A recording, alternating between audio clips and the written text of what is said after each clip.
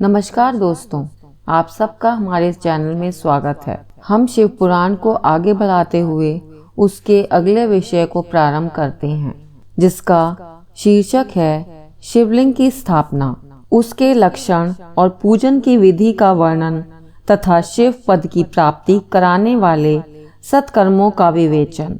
ऋषियों ने पूछा, सूत जी, शिवलिंग की स्थापना कैसे करनी चाहिए, उसका लक्षण क्या है तथा उसकी पूजा कैसे करनी चाहिए, किस देश काल में करनी चाहिए और किस द्रव्य के द्वारा उसका निर्माण होना चाहिए। सूत जी बोले, महर्षियों, मैं तुम लोगों के लिए इस विषय का वर्णन करता हूँ, ध्यान देकर सुनो और समझो। अनुकूल एवं शुभ समय में किसी पवित्र तीर्थ में, नदी आदि के तट पर अपनी रुचि के अनुसार ऐसी जगह शिवलिंग की स्थापना करनी चाहिए जहाँ नित्य पूजन हो सके। पार्थिव द्रव्य से, जलमय द्रव्य से अथवा तेजस द्रव्य से अपनी रुचि के अनुसार कल्पोक्त लक्षणों से युक्त शिवलिंग का निर्माण करके उसकी पूजा करने से उपासक को उस पूजन का पूरा फल प्राप्त होता है। संपूर्ण शुभ लक्षणों से युक्त शिवलिंग की यदि पूजा की जाए तो वह तत्काल पूजा का फल देने वाला होता है। यदि चल प्रतिष्ठा करनी हो तो इसके लिए छोटा सा शिवलिंग अथवा विग्रह श्रेष्ठ माना गया है, और यदि अचल प्रतिष्ठा करनी हो तो स्थूल शिवलिंग अथवा विग्रह अच्छा माना गया है। उत्तम लक्षण से युक्त शिवलिंग की पीठ सहित स्थापना करनी चाहिए। शिवलिंग का पीठ मंडलाकार, चौकोर, त्रिकोण अथवा खाट के पाए की भांति ऊपर नीचे मोटा और बीच में पतला होना चाहिए। ऐसा लिंग पीठ महान फल देने वाला होता है। पहले मिट्टी से, प्रस्तर आदि से अथवा लोहे आदि से शिवलिंग का निर्माण करना चाहिए।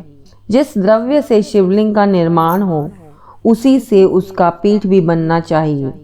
यही स्थावर शिवलिंग की विशेष बात है। चर शिवलिंग में भी लिंग और पीठ का एक ही उपादान होना चाहिए, किंतु बाण लिंग के लिए यह नियम नहीं है। लिंग की लंबाई निर्माणकर्ता या स्थापना करने वाले यजमान के 12 उंगल के बराबर होनी चाहिए। ऐसे ही शिवलिंग को उत्तम कहा गया है। इससे कम लंबाई हो तो वह फल में कमी आ सकती है, अधिक हो तो कोई दोष की बात नहीं है। चरलिंग में भी वैसा ही नियम है। उसकी लंबाई कम से कम कर्ता के 1 उंगल के बराबर होनी चाहिए। इससे छोटा होने पर अल्प फल मिलता है, किंतु उससे अधिक होना दोष की बात नहीं है। यजमान को चाहिए कि वह पहले शिल्प शास्त्र के अनुसार एक विमान या देवालय बनवाए जो देवगणों की मूर्तियों से अलंकृत हो। उसका गर्भगृह बहुत ही सुंदर, सुदृढ़ और दर्पण के समान स्वच्छ हो। उसे 9 प्रकार के रत्नों से विभूषित किया गया हो।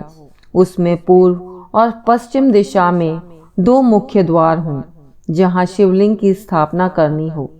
उस स्थान के गर्त में नीलम, लाल, वैदूर्य, श्याम, मरकत, मोती, मूंगा, गोमेद और हीरा, इन 9 रत्नों को तथा अन्य महत्वपूर्ण द्रव्यों को वैदिक मंत्रों के साथ छोड़ें। सद्योजात आदि 5 वैदिक मंत्रों द्वारा शिवलिंग का 5 स्थानों में क्रमशः पूजन करके अग्नि में हवस्य की अनेक आहुतियां दें और परिवार सहित मेरा पूजन करके गुरु स्वरूप आचार्य को धन से तथा भाई बंधुओं को मनचाही वस्तुओं से संतुष्ट करें। याचकों को जड़ तथा चेतन वैभव प्रदान करें। स्थावर जंगम सभी जीवों को यत्न पूर्वक संतुष्ट करके एक गड्ढे में सुवर्ण तथा 9 प्रकार के रत्न भरकर सद्योजातादि वैदिक मंत्रों का उच्चारण करके परम कल्याणकारी महादेव जी का ध्यान करें। तत्पश्चात नाद घोष से युक्त महामंत्र ओमकार का उच्चारण करके उस गड्ढे में शिवलिंग की स्थापना करके उसे पीठ से संयुक्त करें। इस प्रकार पीठ युक्त लिंग की स्थापना करके उसे नित्य लेप से जोड़कर स्थिर करें। इसी प्रकार वहां परम सुंदर वेर की भी स्थापना करनी चाहिए। सारांश यह है कि भूमि संस्कार आदि की सारी विधि जैसी लिंग प्रतिष्ठा के लिए कही गई हैं, वैसे ही वेर प्रतिष्ठा के लिए भी समझनी चाहिए। अंतर इतना ही है कि लिंग प्रतिष्ठा के लिए प्रणव मंत्र के उच्चारण का विधान है, परंतु वेर की प्रतिष्ठा पंचाक्षर मंत्र से करनी चाहिए। जहाँ लिंग की प्रतिष्ठा हुई है वहाँ भी उत्सव के लिए बाहर सवारी निकालने आदि के निमित्त वेर को रखना आवश्यक है। वेर को बाहर से भी लिया जा सकता है, उसे गुरुजनों से ग्रहण करें। बाह्य वेर वही लेने योग्य है जो साधु पुरुषों द्वारा पूजित हो। इस प्रकार लिंग में और वेर में भी की हुई महादेव जी की पूजा शिव पद प्रदान करने वाली होती है। स्थावर और जंगम के भेद से लिंग भी दो प्रकार का कहा गया है। वृक्ष, लता आदि को स्थावर लिंग कहते हैं और कृमि, कीट आदि को जंगम लिंग। स्थावर लिंग की सींचने आदि के द्वारा सेवा करनी चाहिए और जंगम लिंग को आहार एवं जल आदि देकर तृप्त करना उचित है। उन स्थावर जंगम जीवों को सुख पहुँचाने में अनुरक्त होना भगवान शिव का पूजन है, ऐसे विद्वान पुरुष मानते हैं। इस तरह महालिंग की स्थापना करके विविध उपचारों द्वारा उसका पूजन करें। अपनी शक्ति के अनुसार नित्य पूजा करनी चाहिए तथा देवालय के पास ध्वजारोपण आदि करना चाहिए। शिवलिंग साक्षात शिव का पद प्रदान करने वाला है अथवा चरलिंग में षोडशोपचार द्वारा यथोचित रीति से क्रमशः पूजन करें। यह पूजन भी शिव पद प्रदान करने वाला है।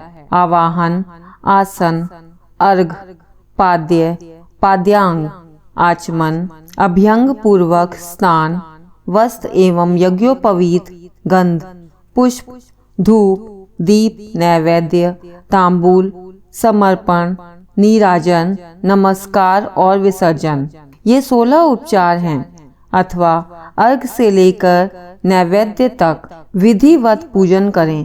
अभिषेक, नैवेद्य, नमस्कार और तर्पण, ये सब यथाशक्ति नित्य करें। इस तरह किया हुआ शिव का पूजन शिव पद की प्राप्ति कराने वाला होता है अथवा किसी मनुष्य के द्वारा स्थापित शिवलिंग में, ऋषियों द्वारा स्थापित शिवलिंग में, देवताओं द्वारा स्थापित शिवलिंग में, अपने आप प्रकट हुए स्वयंभू लिंग में तथा अपने द्वारा नूतन स्थापित किए हुए शिवलिंग में भी उपचार समर्पण पूर्वक जैसे तैसे पूजन करने से या पूजन की सामग्री देने से भी मनुष्य ऊपर से जो कुछ कहा गया है वह सारा फल प्राप्त कर लेता है। क्रमशः परिक्रमा और नमस्कार करने से भी शिवलिंग शिव पद की प्राप्ति कराने वाला होता है। यदि नियम पूर्वक शिवलिंग का दर्शन मात्र कर लिया जाए तो भी वह कल्याणप्रद होता है। मिट्टी, आटा, गाय के गोबर, फूल, कनेर पुष्प, फल, गुड़, मक्खन, भस्म आदि अन्न से भी अपनी रुचि के अनुसार शिवलिंग बनाकर तद अनुसार उसका पूजन करें अथवा प्रतिदिन 10,000 प्रणव मंत्र का जप करके अथवा दोनों संध्याओं के समय 1-1 सहस्त्र प्रणव का जप किया करें। यह क्रम भी शिव पद की प्राप्ति कराने वाला है, ऐसा जानना चाहिए। जप काल में मकारांत प्रणव का उच्चारण मन की शुद्धि करने वाला होता है। समाधि में मानसिक जप का विधान है तथा अन्य सब समय भी उपांशु जप ही करना चाहिए। नाद और बिंदु से युक्त ओमकार के उच्चारण को विद्वान पुरुष समान प्रणव कहते हैं। यदि प्रतिदिन आदर पूर्वक 10,000 पंचाक्षर मंत्र का जप किया जाए अथवा दोनों संध्याओं के समय 1-1 सहस्त्र का ही जप किया जाए तो उसे शिव पद की प्राप्ति कराने वाला समझना चाहिए। ब्राह्मणों के लिए आदि में प्रणव से युक्त पंचाक्षर मंत्र अच्छा बताया गया है। कलश से किया हुआ स्नान, मंत्र की दीक्षा, मातृकाओं का न्यास, सत्य से पवित्र अंतःकरण वाला ब्राह्मण तथा ज्ञानी गुरु, इन सब को उत्तम माना गया है। द्विजों के लिए नमः शिवाय के उच्चारण का विधान है। द्विजेतरों के लिए अंत में नमः पद के प्रयोग की विधि है, अर्थात वे शिवाय नमः इस मंत्र का उच्चारण करें। स्त्रियों के लिए भी कहीं कहीं विधि पूर्वक नमोन्त उच्चारण का ही विधान है, अर्थात वे भी शिवाय नमः का ही जप करें। कोई कोई ऋषि ब्राह्मण की स्त्रियों के लिए नमः पूर्वक शिवाय के जप की अनुमति देते हैं, अर्थात वे नमः शिवाय का जप करें। पंचाक्षर मंत्र का 5 करोड़ जप करके मनुष्य भगवान सदाशिव के समान हो जाता है। 1, 2, 3 अथवा 4 करोड़ का जप करने से क्रमशः ब्रह्मा, विष्णु, रुद्र तथा महेश्वर का पद प्राप्त होता है, अथवा मंत्र में जितने अक्षर हैं उनका पृथक पृथक 1-1 लाख जप करें, अथवा समस्त अक्षरों का एक साथ ही जितने अक्षर हों उतने लाख जप करें। इस तरह के जप को शिव पद की प्राप्ति कराने वाला समझना चाहिए। यदि 1000 दिनों में प्रतिदिन 1 सहस्त्र जप के क्रम से पंचाक्षर मंत्र का 10 लाख जप पूरा कर लिया जाए और प्रतिदिन ब्राह्मण भोजन कराया जाए तो उस मंत्र से अभीष्ट कार्य की सिद्धि होने लगती है। ब्राह्मण को चाहिए कि वह प्रतिदिन प्रातःकाल 1008 बार गायत्री का जप करे। ऐसा होने पर गायत्री क्रमशः शिव का पद प्रदान करने वाली होती है। वेद मंत्रों को और वैदिक सूक्तों को भी नियम पूर्वक जप करना चाहिए। वेदों का पारायण भी शिव पद की प्राप्ति कराने वाला है, ऐसा जानना चाहिए। अन्य जो बहुत से मंत्र हैं उनका भी जितने अक्षर हों उतने लाख जप करें। इस प्रकार जो यथाशक्ति जप करता है वह क्रमशः शिव पद प्राप्त कर लेता है। अपनी रुचि के अनुसार किसी एक मंत्र को अपनाकर मृत्यु पर्यंत प्रतिदिन उसका जप करना चाहिए, अथवा ओम इस मंत्र का प्रतिदिन 1 सहस्त्र जप करना चाहिए। ऐसा करने पर भगवान शिव की आज्ञा से संपूर्ण मनोरथों की सिद्धि होती है। जो मनुष्य भगवान शिव के लिए फुलवाड़ी या बगीचे आदि लगाता है तथा शिव के सेवा कार्य के लिए मंदिर में झाड़ने बुहारने आदि की व्यवस्था करता है, वह इस पुण्य कर्म को करके शिव पद प्राप्त कर लेता है। भगवान शिव के जो काशी आदि क्षेत्र हैं उनमें भक्ति पूर्वक नित्य निवास करें। वह जड़ चेतन सभी को भोग और मोक्ष देने वाला होता है। अतः विद्वान पुरुष को भगवान शिव के क्षेत्र में आमरण निवास करना चाहिए। पुण्य क्षेत्र में स्थित बावड़ी, कुआं और पोखरे आदि को शिव गंगा समझना चाहिए। भगवान शिव का ऐसा ही वचन है, वहाँ स्नान, दान और जप करके मनुष्य भगवान शिव को प्राप्त कर लेता है। अतः मृत्यु पर्यंत शिव के क्षेत्र का आश्रय लेकर रहना चाहिए। जो शिव के क्षेत्र में अपने किसी मृत संबंधी का दाह, दशा, मासिक श्राद्ध, सपिंडीकरण अथवा वार्षिक श्राद्ध करता है, अथवा कभी भी शिव के क्षेत्र में अपने पितरों को पिंड देता है, वह तत्काल सब पापों से मुक्त हो जाता है और अंत में शिव पद पाता है। अथवा शिव के क्षेत्र में 7, 5, 3 या 1 ही रात निवास कर ले। ऐसा करने से भी क्रमशः शिव पद की प्राप्ति होती है। लोक में अपने अपने वर्ण के अनुरूप सदाचार का पालन करने से भी मनुष्य शिव पद को प्राप्त कर लेता है। वर्णानुकूल आचरण से तथा भक्ति भाव से वह अपने सतम कर्म का अतिशय फल पाता है। कामना पूर्ण किए हुए अपने कर्म के अभीष्ट फल को शीघ्र ही पा लेता है।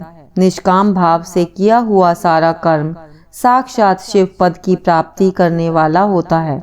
दिन के 3 विभाग होते हैं, प्रातः, मध्याह्न और सायाह्न।